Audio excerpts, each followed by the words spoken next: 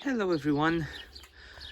Today we're gonna be doing a power steering flush on a Range Rover Sport L320 from 2012 with the SDV6 3-liter diesel engine. We're doing this because this car has about 8.5 years and about 55,000 miles. And I did a quick check on the power steering fluid, and it's really black. Okay, it should be, well, when it's new at least it should be green, white green. It's really black. So to improve the longevity of the power steering system, I think it's a good idea to change it right about now. Now what we're going to be doing is, normally the procedure dictated by the manual for this car says that you should, so at some point you basically suck up all the fluid in the reservoir. You take the reservoir out, okay, you plug the thin return line from the power steering pump, okay, and then what you do basically from the connector, from the hose that typically returns the fluid here, you route it to a catch container. We're gonna be using this one, which is normally for oil changes, but it'll do. And basically you're supposed to start the engine and then very quickly pour fluid in as old fluid is coming out. Okay, the theory being that the moment you start the engine, the power steering pump starts working, starts taking the fluid out, and because the return hose is no longer connected, it can't put it back in, and instead it's going to throw it out into the container. The only problem I have with this method is that you really need to move fast to avoid the system taking in too much air. And if you haven't done this before, or if you don't have any experience, you might not be able to move that fast, and then quite a lot of air might get in, and there is a risk of damage, okay, to the pump especially. So instead what we're gonna do is we're gonna follow the same steps of taking the fluid out, taking this out, routing the return hose to there, but instead of necessarily starting the engine, we might have to do that at some point, but the idea that I have and that I've seen quite a lot of people do it is you just, without the engine started, you raise the car up, and as you move the steering wheel lock to lock, this actually forces fluid to come out anyway, obviously at a much smaller rate, but that's fine, right? Because then you have all the time in the world to top up with fresh fluid, and you just keep repeating this procedure until the fluid that's coming out is no longer black. It's the same color as the fluid you're putting in. And it will also be a good idea at some point, since we're removing this, to also clean the inside. Check the state of the filter. This has a non-removable, non-serviceable filter typically, so you can't swap it. If you want, you can buy a new one if this is in very bad state, but if you don't want to do that, there are several techniques that you could use to simply clean out the inside of the filter, and then you put it back in, top up with fluid, and that's it. And what we're going to be using to suck out the fluid, let's say one of the ways is to use a turkey baster to just take fluid out, but that's really going to take very long. And instead we're going to be using a oil pump, a 12-volt oil pump that we can simply connect to the battery. And that's the same kind of oil pump that you could use to drain the oil yourself, okay? If you don't want to go underneath the car, you could simply, the theory is you use one of those pumps and you feed one of its tubes down the oil level dipstick, and given enough time, that thing's just gonna suck out all the oil, and then you put fresh oil in. And we're gonna be using the same pump for this, okay? Now, since I'm also doing the procedure and filming, it might be quite difficult at times to film it in real time. So what I'm gonna do instead, I'm gonna be very detailed about what I'm doing. and show you the steps and mention what I'm doing, even though I may not be able to give you every second of the procedure. Okay, so stick around. Here's the setup. This is our little pump. It's connected, as you can see, to the battery, and we have the thin hose going inside the reservoir. Okay, when you put it inside, by the way, check out how dirty this fluid is. When you put it inside, you see you can put it up to a certain point. After this, it stops. That's the filter level, so don't push more than that or you risk damaging the filter. And that's going into the container. And we're gonna start the pump and just let some fluid drain. Because of the light, we can't see, we can barely see how much fluid there is, but let's give this thing a go and see what happens. Sure enough,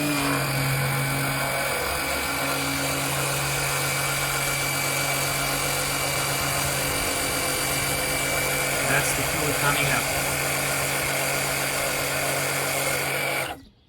Okay, and we're already sucking air. This means that we've pretty much drained a good part of it, and there is a certain level left, and that's at the filter level. So okay, so we pretty much drained what was in the reservoir, and just for fun, we're gonna do a little experiment. That is, we're gonna be putting some fresh clean power steering fluid inside. Okay, and we're gonna see it's brightly colored, and then we're gonna turn the steering wheel a while, and we're gonna see that it gets black. And the reason it gets black, obviously, is because it's going to be the fresh fluid is going to be sucked in, and it's going to be mixed with the old one, right? And after some time, the reservoir will still be black.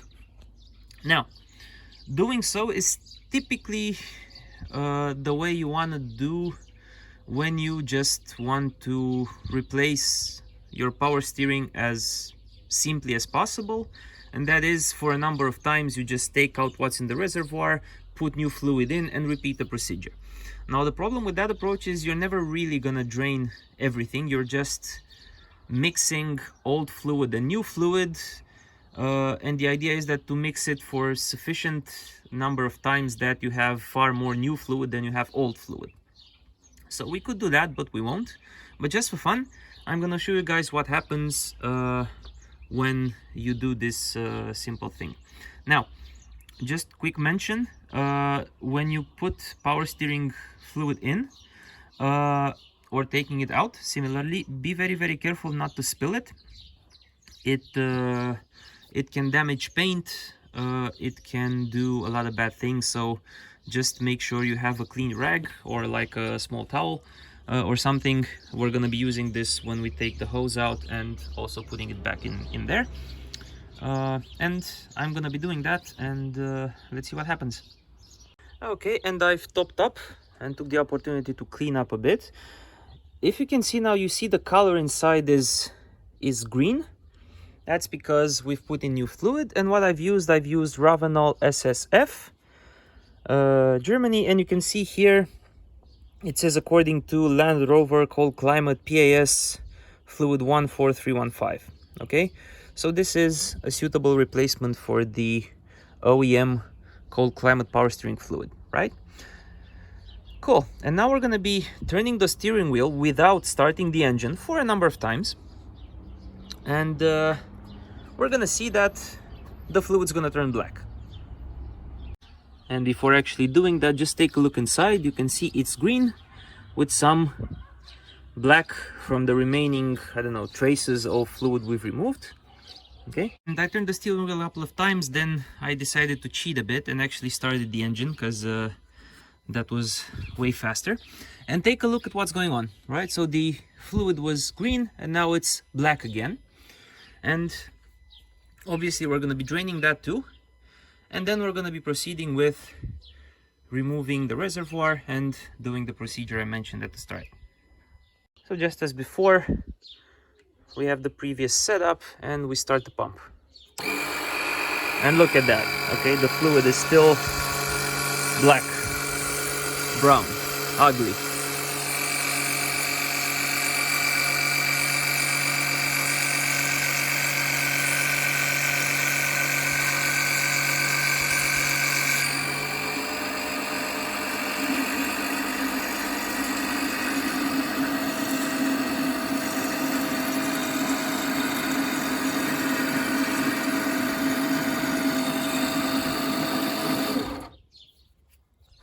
So there we have it, right? Just a little bit left. We're gonna be trying to clean that one as well, and then we can proceed with removing the reservoir. In the meantime, I also added this. I had forgotten that I bought it precisely for working on the engine of my cars. And just one quick mention. So this is a plastic bottle that's not tied down with screws or anything. It's simply clamped on here to this metal piece, which also clamps onto the coolant reservoir. And it should be a straightforward procedure to just simply wiggle it side to side and pull it upwards. Be very gentle when you're doing this, okay? Because that piece is metal and this piece is plastic, especially if the car has a certain age, okay? The plastic might have become brittle and there is a risk of ripping it apart. And if you do that, you'll have to order a brand new one, okay? So do be careful. And here it is. In my case, I haven't removed the reservoir from the metal bit. Instead, I've pulled them both together from the coolant reservoir because that seemed to work much easier. So, depending on your use case, pick whatever method is easiest for you to do. Now, if we take a look underneath, there are two hoses. You see a thick one to the left and the thinner one to the right. Now, the thick one is the hose that connects to the low pressure input of the power steering pump, right? It takes low pressure, high volume fluid, feeds it to the pump generates high pressure, lower volume fluid that goes to your steering rack. And then this is the return hose, the one that is thinner here, that puts the fluid back inside the reservoir. Okay, and you need to gently raise them up so you have access to this clamp here. Okay, you use a tool to simply crimp it together and push it downwards, and then you can remove the hose. Again, do be careful when you're doing this, as fluid might come out and you need to have a rag or something to catch it. And the other hose is just going to remain in place. We're going to be removing it only if we decide to actually clean the reservoir itself. And we have managed to remove the return hose from the bottle. And now we're going to drain as much as we can from the return hose, again using the pump. And then what we're going to do is we're going to route the return hose itself with whatever you want straight into the catch can. Okay, and here's my setup. So this hose is, I've inserted it directly into the return hose of the car. It fits snug. And this just goes to the catch can. Now, unfortunately, I personally didn't have a plug to put inside there, so I used an additional bit of hose, because that's what I found around the house, to just put it in there. It's also snug, and that's gonna prevent fluid from going down that path. Because what we want to do now is we keep filling this up with fresh fluid, turning the steering wheel, the level's gonna go down and the old fluid's gonna come out through here. So let's begin. We've topped up with fluid and let's see what happens. Go! See, there it is, going straight into the catch can. Okay, it's still black, so we have to go through a series of these cycles, but eventually we're gonna see clean fluid emerging. And after about 10 cycles of 9 to 10 cycles of filling it up, turning the steering wheel left and right and spilling it out, we verified that green fluid, fresh green fluid is coming out of the return hose, right? So now we know that the circuit has been filled with new fluid, and let's say 99% of the old fluid came out. What we want to do now is we're gonna remove the second hose from the reservoir, because we do want to clean out the reservoir and also clean out underneath it, because yeah, some fluid did spill out. And after some struggling, I managed to take the reservoir out. I plugged the two hoses with the fingers from a glove, plastic glove. Couldn't find anything better. And here is the reservoir itself. Thank heavens it's intact, nothing torn, nothing scratched. So what I'm gonna do now is I'm gonna do a bit of cleaning up, because I did unfortunately manage to spill some fluid through here, and it would be I don't think it's critical, but I would like to clean these things up, so later in the future I won't panic if I see like oil spots. And after that we will proceed to clean this. And just to give you an idea of the level of dirt inside, take a look what's inside. It's I would say it's actually in fairly good condition for a 8.5-year-old car that's never had its power steering fluid changed. And here it is, all clean now, as you can see. So no more dirt. What I used a solution that I read online from someone else who did it on a Discovery 3, and that is you use a brush, a gentle brush, and some petrol or gas, for if there are any American viewers out there, and just you put a bit in and you gently rub the surface of the filter. Be very careful, don't apply too much pressure or you risk damaging the filter itself. And look at the dirt that came out, right? Yeah.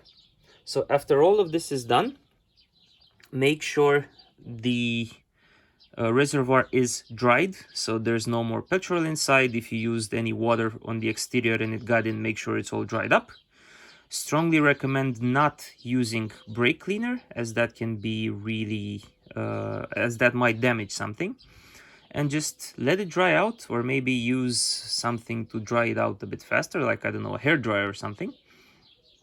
And then once this is dried up, we just have to connect the hoses, clamp it back in, top it up with fluid, and that should be it. And we left the reservoir to dry out overnight, so that all the petrol fumes got out and the whatever water was in it from the cleaning also dried up. And we've connected the two hoses underneath it, just as they originally were. And all that's left to do is to slide it down its seating place next to the coolant reservoir. Let's see if I manage. There we go. And it simply slides. It doesn't click.